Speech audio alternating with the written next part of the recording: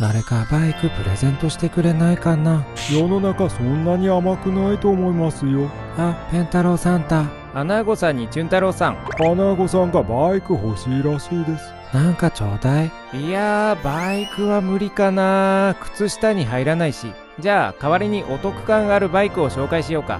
こんにちは、ペンタロウです。値上がりが厳しい昨今ですが、それでもまだなんとか買いやすい、なぜか他より妙に安い設定のバイクを紹介します。1、ジクサー。さて、安いといえばジクサー。150と250があるね。ジクサー150は38万5000円、250は48万1800円です。メーカー希望小売価格38万円はだいぶ安くて、新基準原付っていう従来の 50cc 原付免許で乗れる 110cc が出てきてるけど、そのクロスカブ110ライトは40万円以上するんだよね。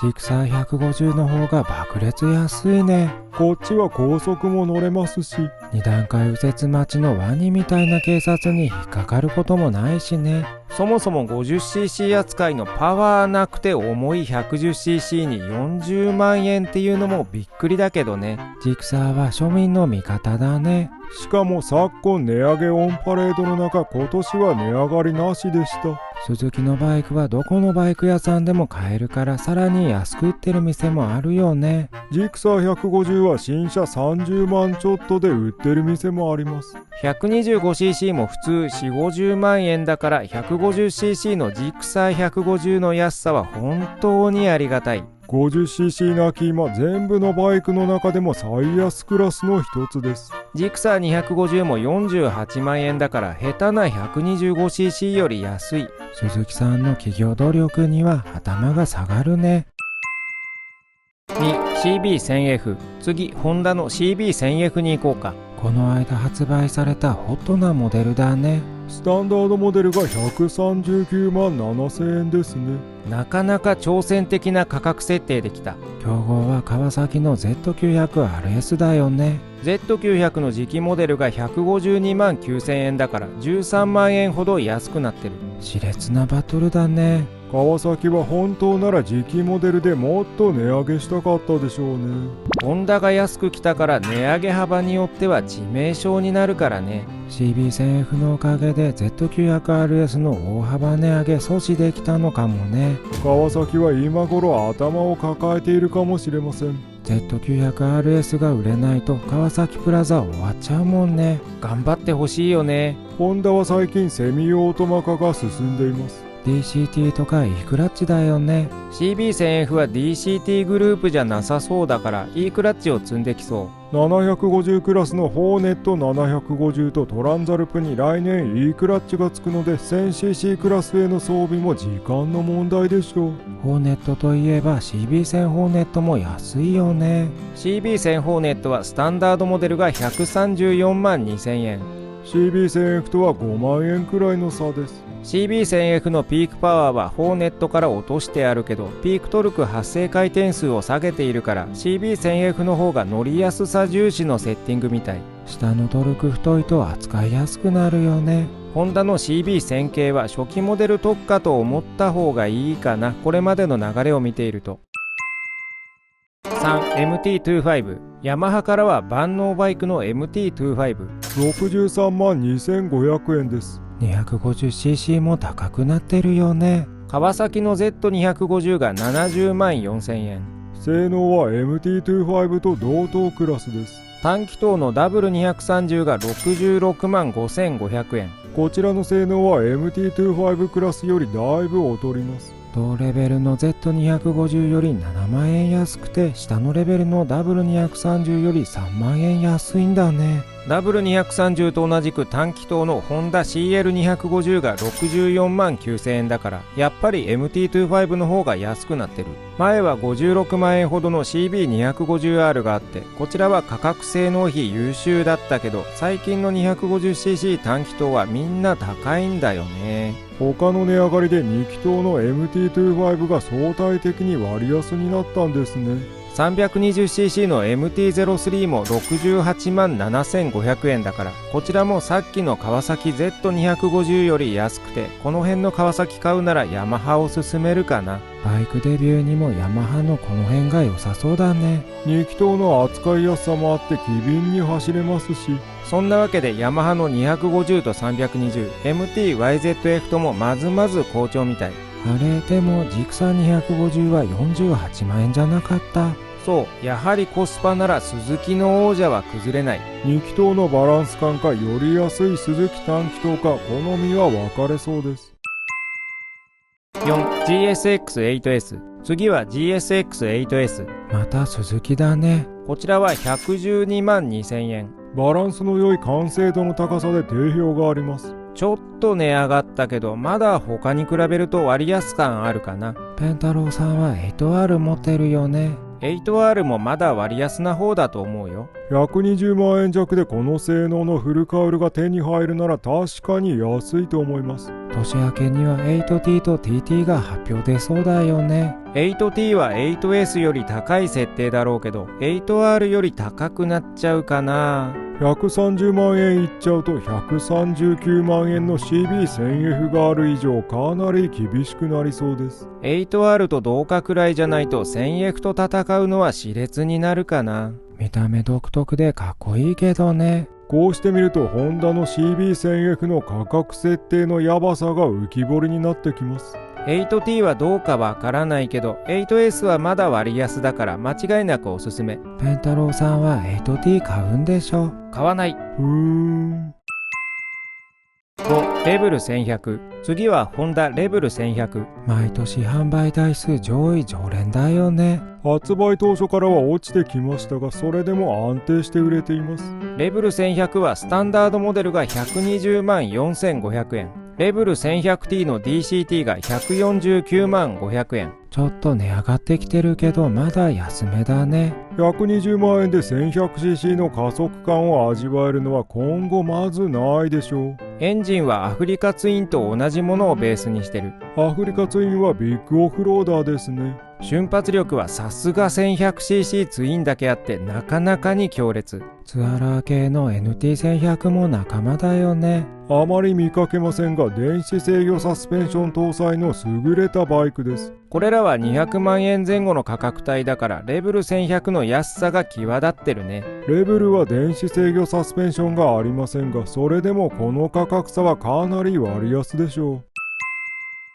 6CBR400R、NX400。次はホンダの2台 CBR400R と NX400。CBR400R は86万3500円。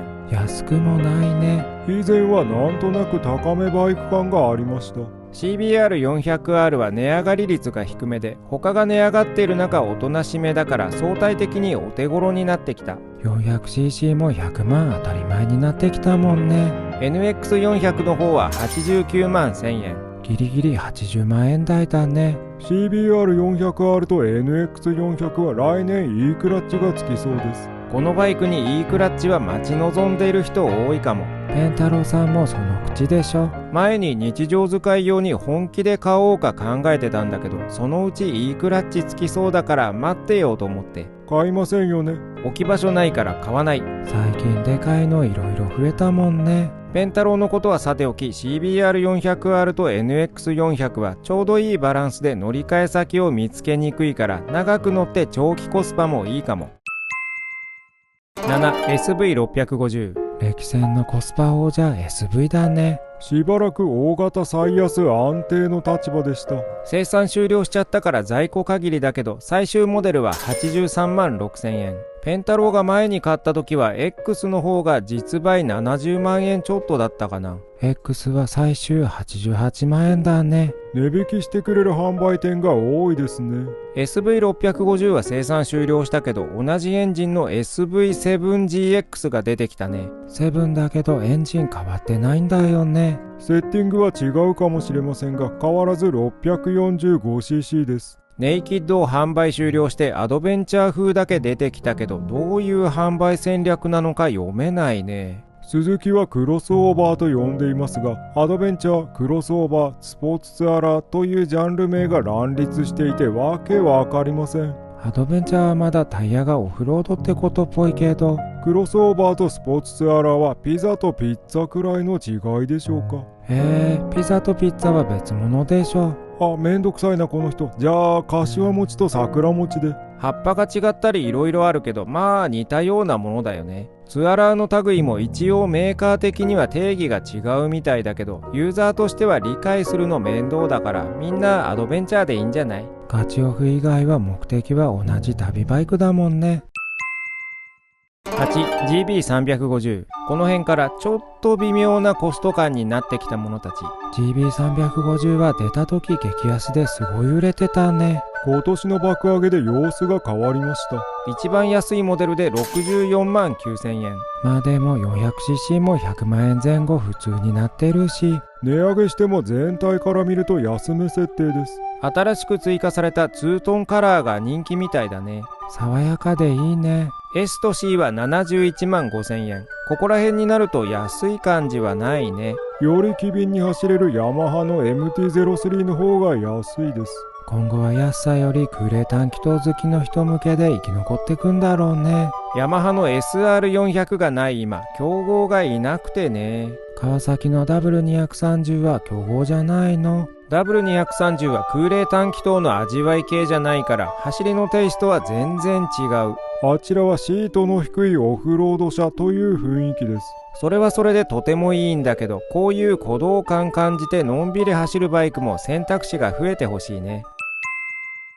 9、MT-07。MT-07 も SV650 と並んでリーズナブルな大型のイメージだったよね。こちらは大幅アップデートで大幅値上げしました。